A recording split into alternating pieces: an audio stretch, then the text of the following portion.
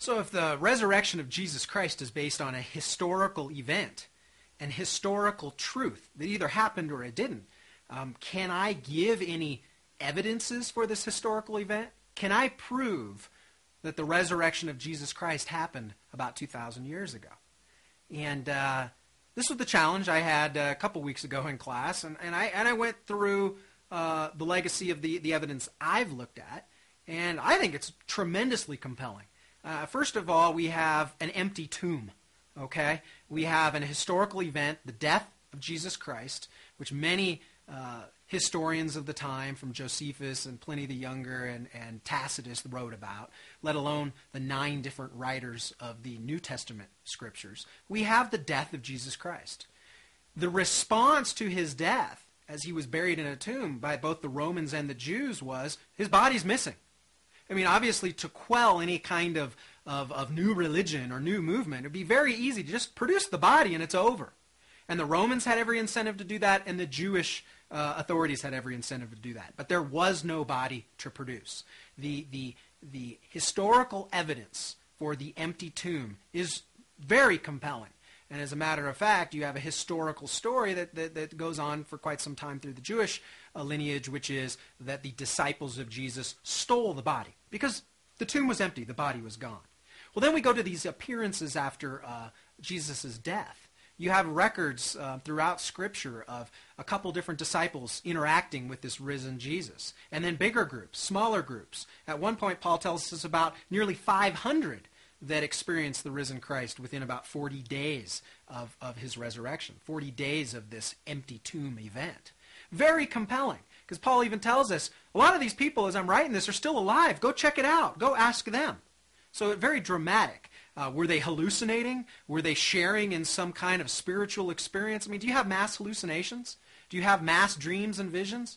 I don't think so. We have records of very tangible experiences with Jesus Christ. Then the spread of Christianity. Remember, you had just weak fishermen. They're despondent. Their teacher was dead, and they go off back to Galilee area. They leave, and all of a sudden, 3 days later, they're lit up. Something happened to these very simple people. Would they make this up?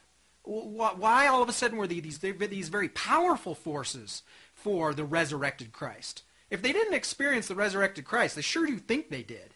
They sure do think they had this experience, because what was their goal? To get their names written in history books? I mean, they were ostracized by society. They lost a lot of their family. They lost a lot of their economic well-being because they were cut off. So something lit these people up.